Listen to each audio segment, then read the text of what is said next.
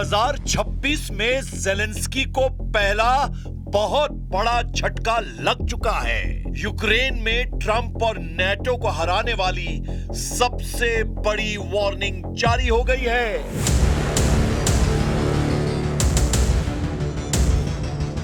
दो 2026 में पुतिन ने यूक्रेन वॉर जोन को ऐसा टहलाया है कि नए हमले को अमेरिका की बड़ी बेइज्जती वाला अटैक कहा जा रहा है।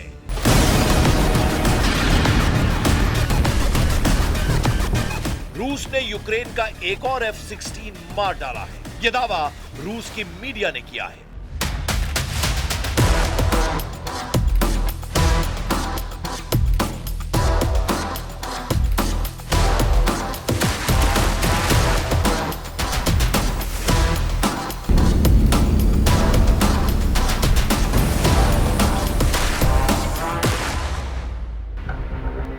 रूस की तरफ से दावा है कि उसके S-300 एयर डिफेंस सिस्टम ने F-16 का शिकार किया है। F-16 यानी वो फाइटर जेट जो अमेरिका की मर्जी के बाद बहुत भरोसे के साथ ज़ेलेंस्की को दिया गया था।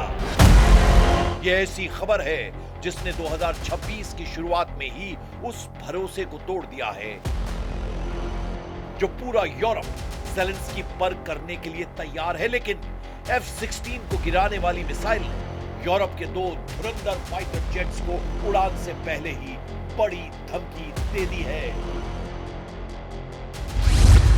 धमकी साफ है कि ज़ेलेंस्की को बचाने वाला कोई नहीं बचेगा, चाहे वो अमेरिका का F-16 हो या फिर फ्रांस का रफाल या फिर स्वीडन का ग्रिपेन। पुतिन सबको चुन चुन कर मारेंगे। ये तीनों लड़ाकू जहाज इस वक्त व्लादिमीर पुतिन के टारगेट पर हैं। पुतिन बता रहे हैं कि एक एक विमान को उनका एयर डिफेंस सिस्टम तबाह कर देगा।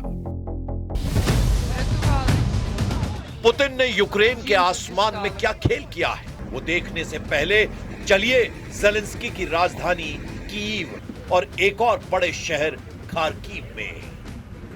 यूक्रेन की राजधानी कीव और यूक्रेन के सबसे बड़े शहर खार्किव, यहां हुए पुतिन के हमलों ने ज़ेलेंस्की की सेना के धागे खोल दिए हैं। यूक्रेन को समझ ही नहीं आ रहा है कि कैसे रोकें, कैसे बचें। पुतिन की मिसाइलों और रूस के ड्रोन ऐसा कहर मचा रहे हैं कि अब ज़ेलेंस्की के पास झुकने के लिए छत नहीं बची है। Зараз знаходимося на одному із інфраструктурних об'єктів міста Києва, пошкоджене. Наші комунальники працюють і вдень, і вночі для того, щоб усунути пошкодження, для того, щоб надати теплопостачання. Складна робота. Я хочу щиро їм подякувати за всю роботу, яку вони виконують в екстремально низьких температурах, які зараз спостерігаються в нашому місті.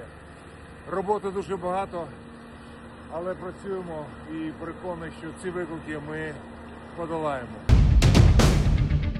पुतिन 2026 की शुरुआत में ही ओरेशनिक मिसाइल दागकर ज़ेलेंस्की को हैप्पी न्यू ईयर कह चुके हैं।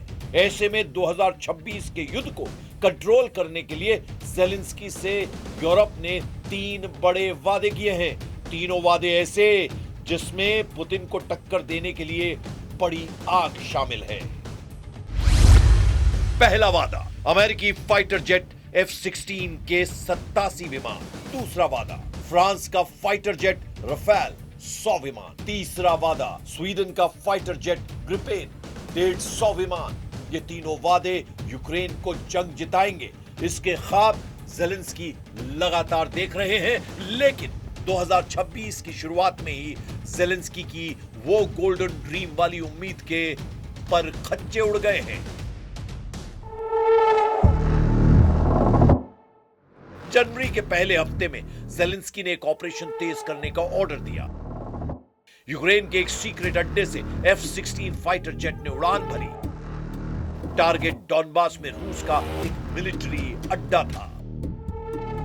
F-16 उड़ते हुए उस वॉर जोन में पहुंचा जहां रूस की फोर्स का एयर स्पेस माना जाता है। F-16 आराम से उड़ रहा था, उसे उम्मीद नहीं थी। तभी जमीन पर मौजूद रूस का S-300 air defence system active हो गया। फौरन हरकत होने लगी।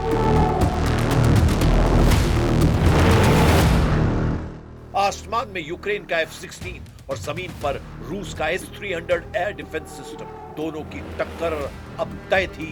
150 किलोमीटर तक टारगेट को खत्म करने वाला S-300 का रेडार एक्टिव हो गया और उसने F-16 को ट्रैक करना शुरू कर दिया।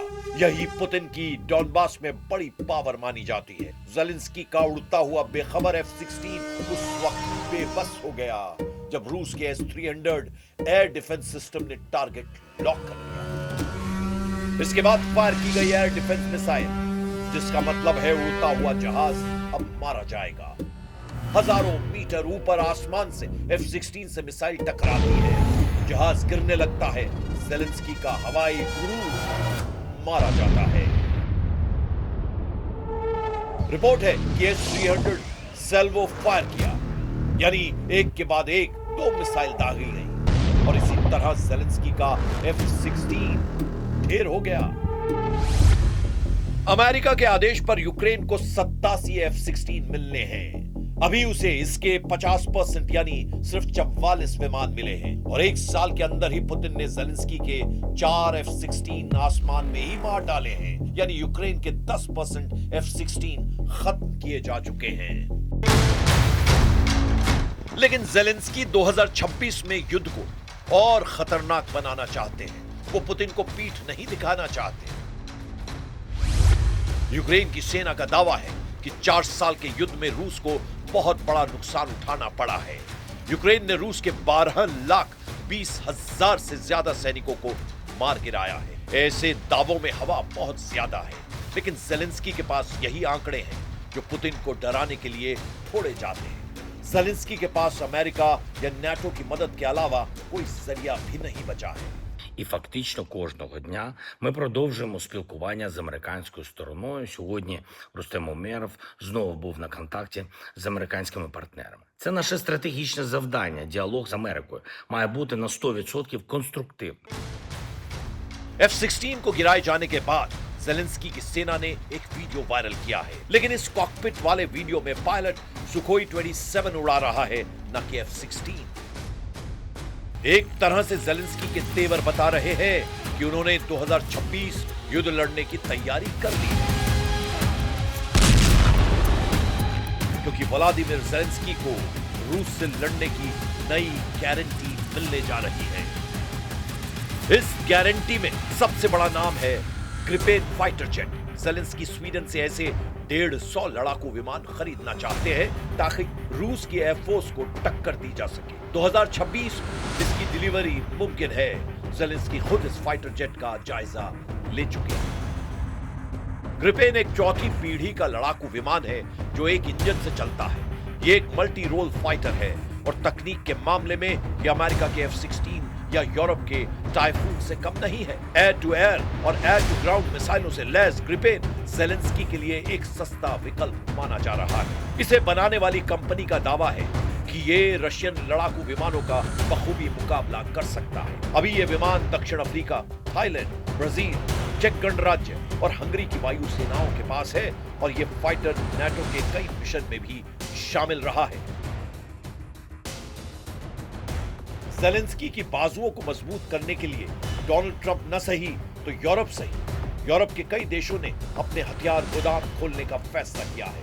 पुतिन से और लंबा युद्ध लड़ने के लिए अब यूरोप ने यूक्रेन को कांटेदार हथियार सप्लाई करने की तैयारी कर ली है। इसमें ब्रिटेन है, इसमें फ्रांस है और इसमें जर्मनी है। ये तीनों देश कह रहे हैं कि हमें किसी भी इमरजेंसी के लिए तैयार रहना होगा। इनमें भी गेर स्टार्मर और इमैनुअल मैक्रोन सबसे ज्यादा सक्रिय हैं, जबकि जर्मनी ने कहा है कि वो यूक्रेन में सेना नहीं भेजेगा। इटली की प्रधानमंत्री जॉर्जिया मेलोनी ने भी साफ कहा है कि वो यूक्रेन में फौज नहीं भेजेंगी। हालांकि वो यूक्रेन के बाहर ज़ेलेंस्की की फौज को ट्रेनिंग देने के लिए तैयार है। इससे पहले ज़ेलेंस्की फ्रांस को मिराज फाइटर जेट के लिए शुक्रिया अदा कर चुके हैं। दरअसल ये वो फाइटर जेट है जिन्होंने खत्म हो चुकी यूक्रेन की वायुसेना में नई जान फूंकी है। और अब ये विमान लॉन्ग रेंज वाले बम और मिसाइलों से रूस की सेना पर लगातार हमले कर रहे हैं।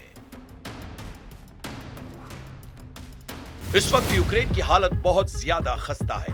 क्योंकि पुतिन के ड्रोन और क्रूज मिसाइल अटैक ने कीव समेत यूक्रेन के कई शहरों में अंधेरा मचा दिया है।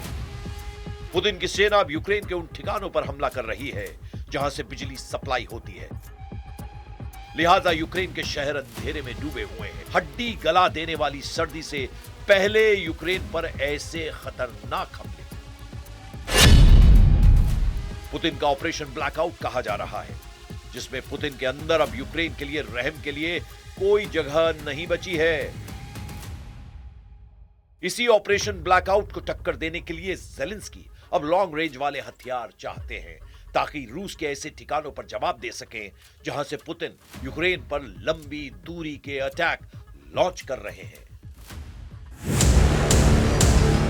फ्रांस के राष्ट्रपति इमैनुअल मैक्रोन ने 10 कदम आगे बढ़कर यूक्रेन की मदद करने का फैसला कर लिया है, या ये कहें कि वो अब ज़ेलेंस्की को बचाने के लिए पुतिन से सीधी टक्कर लेने के लिए बेकरार नजर आ रहे हैं। इसीलिए 2026 में युद्ध को तेज करने के लिए यूक्रेन का बड़ा गोला बारूद और लड़ाके अब फ्रांस से सप्लाई होने की बात साफ हो रही है।